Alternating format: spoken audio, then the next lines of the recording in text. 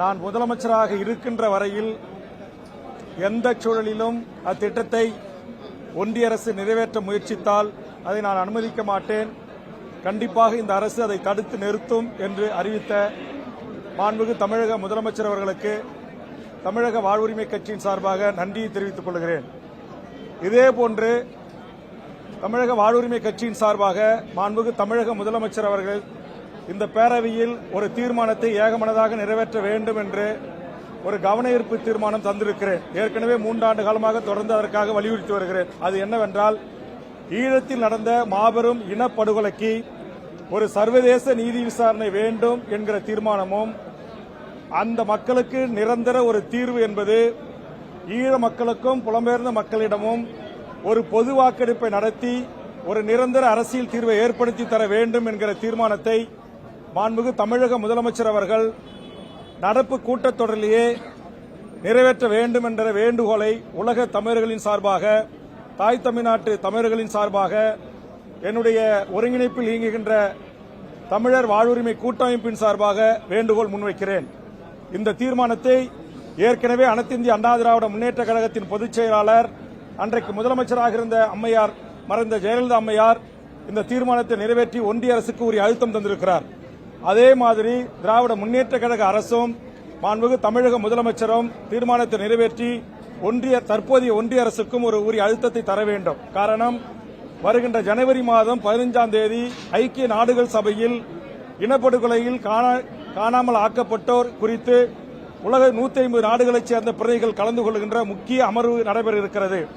ஆதலால் தாய் தமிழ்நாட்டில் இருக்கிற 7 கோடி மக்களின் சார்பாக இருக்கிற இந்த அரசும் இந்த பேரவையும் இந்த தீர்மானத்தை நிறைவேற்றினால் உலக நாட்டைச் சேர்ந்த மனித உரிமை செயல்பாட்டாளர்கள், இனப்படுகொலைக்காக நீதி கோருகின்ற அமைப்புகள், எமது புலம்பெயர்ந்த ஈழத் தமிழர்கள் அனைவருடைய அந்த வேண்டுகோளுக்கு ஒரு மாரல் சப்போர்ட்டாக இந்த தீர்மானம் அமையும். ஆதலால் மாண்புமிகு முதலமைச்சர் அவர்கள் இந்த தீர்மானத்தை இந்த கூட்டத்தொடரில் நிறைவேற்ற வேண்டும். கூட்டத்தொடர் நாளையோடு முடிவதாக இருக்கிறது. இன்றைக்கு திருவண்ணாமலை, கள்ளக்குறிச்சி, விழுப்புரம், கடலூர் உள்ளிட்ட மாவட்டங்கள் இந்த மிகப்பெரிய புயல் வெள்ளத்தினால், மிகப்பெரிய அளவு மழை பொழிவின் காரணமாக ஆயிரக்கணக்கான கிராமங்கள் முற்றுமுதலுமாக பாழாகி இருக்கின்றன. லட்சக்கணக்கான குடும்பங்கள் மிகப்பெரிய பாதிப்புக்குள்ளாகி இருக்கிறது. மாண்புமிகு முதலமைச்சர் அவர்கள் வெறும் 2000 ரூபாய் அறிவித்திருக்கிறார். இது போதுமான தொகை அல்ல.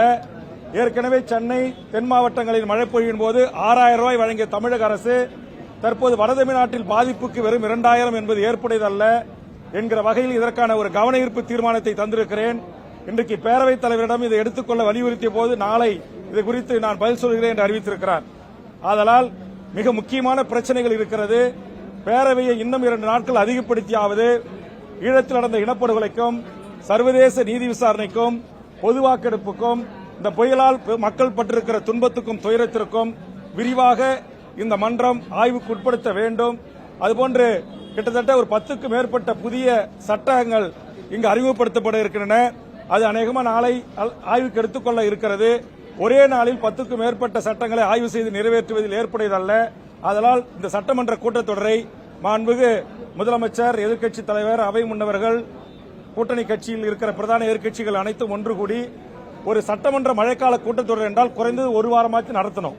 அப்பதான் இந்த நாட்டில் இருக்கிற மக்களுடைய பிரச்சனைகள் குறித்து விவாதிப்பதற்கு, பேசுவதற்கு எங்களை போன்றவர்கள் கவன ஈர்ப்பு, ஒத்திவைப்பு போன்ற தீர்மானங்களை கொண்டு வந்து மக்கள் பிரச்சனைகளை பேசுவதற்காக வாய்ப்பாக, ஏதுவாக அமையும்.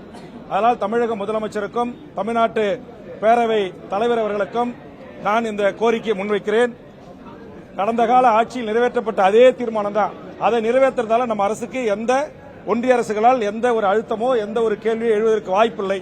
இது ஒட்டுமொத்த உலக தமிழர்களின் கோரிக்கை, உலக தமிழ் அமைப்புகளின் கோரிக்கை. 150க்கும் மேற்பட்ட தமிழ்நாட்டு அமைப்புகள் ஒன்று கூடி நாங்கள் தந்திருக்கிற இந்த கோரிக்கையை முதலமைச்சருக்கு கடிதமாகவும் நான் வீட்டுக்கே சென்று அவரிடம் தந்திருக்கிறேன்.